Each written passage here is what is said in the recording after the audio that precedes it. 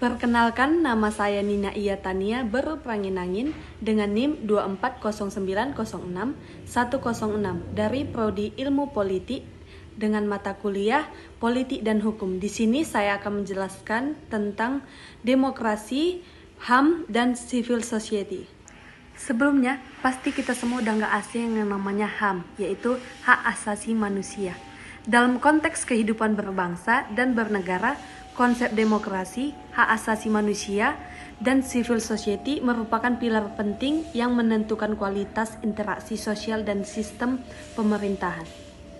Tujuan khusus dari kegiatan ini adalah untuk menghasilkan pemahaman yang mendalam, kritis, dan konstruktif mengenai pentingnya demokrasi, penegakan HAM, hak asasi manusia, dan peran masyarakat sipil dalam menciptakan tatanan sosial yang berkeadilan, bermanfaat, dan berkemanusiaan.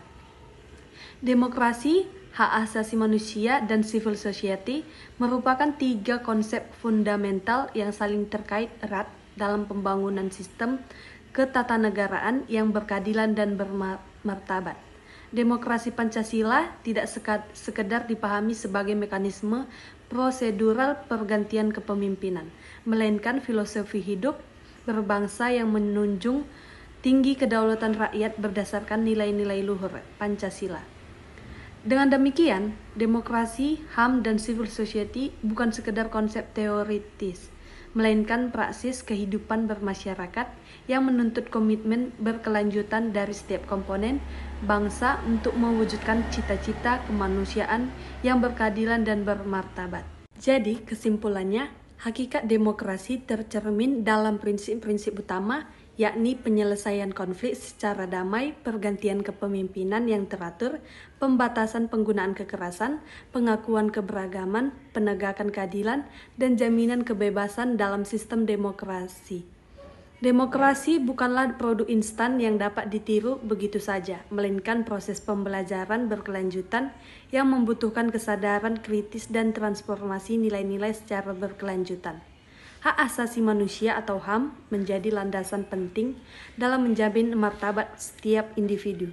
Pelanggaran HAM tidak sekedar tindakan diskriminatif, melainkan perusakan fundamental terhadap hak-hak dasar manusia yang dilindungi hukum. Baik individu, kelompok, maupun negara berkewajiban untuk mencegah dan menghentikan segala bentuk pelanggaran HAM. Civil society menghadirkan ruang partisipasi masyarakat di luar struktur pemerintah dan pasar. Melalui organisasi sukarela seperti LSM, serikat pekerja, dan komunitas lokal, masyarakat dapat berkontribusi secara aktif dalam mengawal proses demokrasi, menegakkan HAM, dan menciptakan tatanan sosial yang berkeadilan.